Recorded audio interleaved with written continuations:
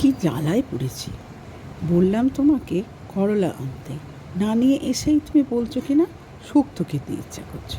ওহ, আবার বলে এই রোদ্দুরে বাজার যাব। থাক, দাঁড়িয়ে থাকো, গাছ থেকে পেঁপেটা পারো, উচ্ছে পাতা তুলে দিয়ে আসো। দেখো তোমায় কি সুন্দর আমি একটা নতুন ধরনের শুক্তো করে খাওয়াই, পেঁপের শুক্তো।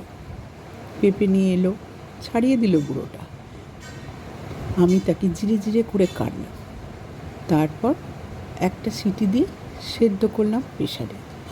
তারপর কড়ায় তেল দিলাম, তেল দিয়ে সর্ষে ফোড়ন দিলাম, দিয়ে উচ্ছে পাতাগুলোকে ভাজলাম, ভেজে তুলে নিলাম।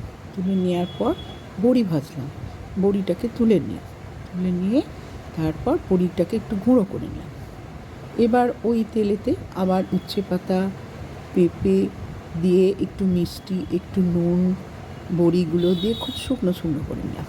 তারপর ওটাকে নামিয়ে একটা বাটিতে রেখে তার উপর শুক্তোর মশলা ছড়ালাম, তারপরে একটু ঘি দিলাম।